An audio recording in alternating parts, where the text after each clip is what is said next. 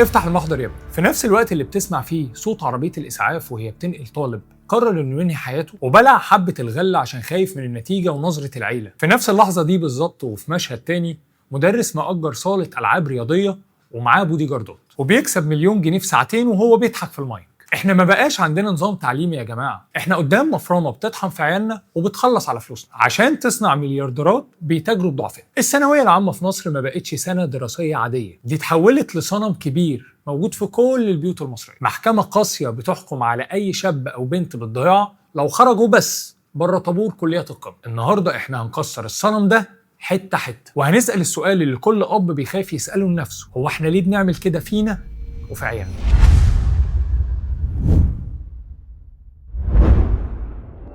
علشان نفهم المصيبة دي بدأت إمتى، لازم نرجع للتاريخ ثواني ونتكلم بدقة. سنة 1950 الدكتور طه حسين كان وزير للمعارف وأقر مجانية التعليم قبل الجامعي وقال جملته الشهيرة: التعليم كالماء والهواء. وبعده بسنين الرئيس جمال عبد الناصر كمل المسيرة وخلى مجانية التعليم تشمل الجامعات كمان. الهدف إن التعليم كان يرفع ابن الفلاح والعامل ويخليهم في الطبقة المتوسطة، بس احنا نسينا الهدف ده تماما وخدنا السكة الغلط. الأهالي في مصر ما بيدفعوش فلوس في السناتر للتعليم بجد ولا عشان ابنهم يطلع مخترع أو عالم، الأهل بيدفعوا فلوس عشان يشتروا لقب لابنهم يا باشمهندس يا دكتور علشان يهربوا من كلام الناس ونظرته. احنا كمجتمع بنتنمر على أي طالب بيخش دبلوم أو كلية نظرية، كلمة يا فاشل بتبقى جاهزة على لسان كل خال وعم، فالأب بيستنزف مدخراته وبيبيع ذهب مراته مش علشان مصلحة ابنه العلمية لكن علشان يرضي غرور العيلة ويحمي نفسه. احنا بنشتري المنظرة على حساب صحة عيالنا النفسية.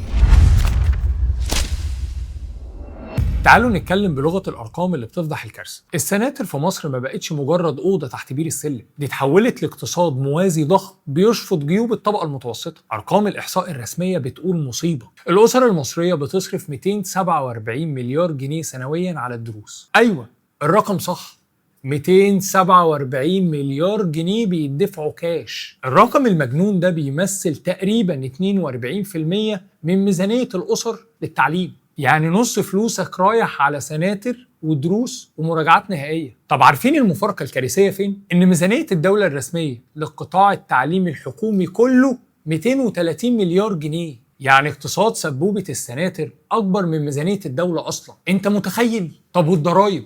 المليارات دي بتروح فين؟ الدولة لمت ضرايب من الدروس الخصوصية حوالي 500 مليون جنيه بس، يعني شوية فكة ملاليم بتدفع عشان يسكتوا بيها أي رقابة. لما الوزارة حبت تقنن السناتر وتلم الضرايب الدنيا قامت ما قعدتش وقالوا إن دي نهاية مجانية التعليم. إمبراطورية كاملة بتاكل اقتصاد البلد ومحدش قادر يقرب لها.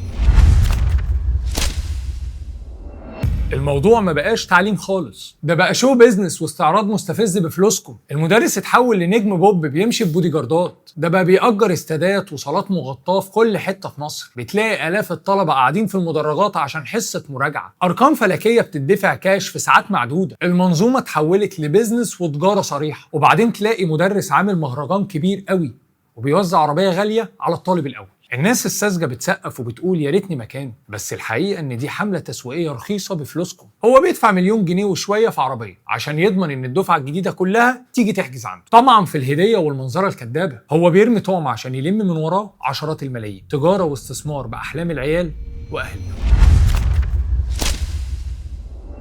التكلفة الحقيقية لصنم الثانوية العامة ما بتدفعش بالجنيه بس، دي بتدفع بأرواح المراهقين وأعصابهم اللي بتتدمر كل يوم. احنا حولنا البيوت لساحات ضغط نفسي ملوش آخر. إحصائيات وزارة الصحة المصرية بتقول كارثة، إن 21% من طلبة الثانوية العامة بيفكروا جديا في الانتحار، يعني ربع أولادنا مستعدين ينهوا حياتهم عشان قلق الامتحانات. ودراسة تانية بتقول إن 29% من طلابنا بيعانوا من أمراض نفسية حادة زي الاكتئاب والقلق. بمجرد ما الامتحانات بتبدأ الأخبار بتتحول لنشرة وفيات موسمية، طالبة بترمي نفسها في النيل، وطالب تاني بياخد حبة غلة، وطالب تالت بياخد جرعة من المسكنات الكبيرة عشان ينتحر قبل امتحان الفيزياء. وكل ده علشان إيه؟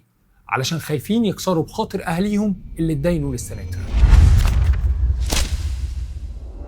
وهنا بقى بتيجي الضربة القاضية اللي بتثبت إن إحنا بنجري ورا سراب، كل الفلوس والدم والأعصاب اللي بتتحرق دي علشان ندخل كليات القمة. بس تعالوا نصطدم بالواقع في سوق العمل 2026. الطب والهندسة اللي كانوا حلم لكل بيت بقوا طريق مسدود لكتير من الشباب. إحنا عندنا 110,000 طبيب مصري طفشوا بره مصر. اكتر من نص دكاتره مصر سابوها وراحوا انجلترا والسعوديه، لان الخريج الجديد بيصطدم بواقع المرتبات الضعيفه وبيلاقي نفسه بيشتغل نبطشيات قاتله ما بتوازيش تعبه ومجهوده. وخريجين طب اسنان بيواجهوا شبح البطاله بسبب التكليف. اما الباشمهندس فنسبه البطاله وصلت ل 40% بين المهندسين، ونقابه المهندسين بتصارع عشان توقف قيد خريجين المعاهد الهندسيه علشان ينقذوا المهنه من طوفان العاطلين اللي بوظوا الاجور. في نفس الوقت ده المستقبل رايح لحته تانية خالص، قطاع التكنولوجيا والبرمجيات والذكاء الاصطناعي. مبرمج الذكاء الاصطناعي بياخد راتب بيبدأ من 180 ألف جنيه سنويا ويوصل ل 540 ألف جنيه لو خبرته متوسطة. أما بقى الخبراء فمرتبهم بيوصل ل1.5 مليون سنويا. شاب عنده 22 سنة ممكن يقبض بالدولار وهو قاعد في قلب بيته عن طريق الشغل عن بعد مع الشركات الأجنبية. الشركات العالمية النهاردة وحتى المحلية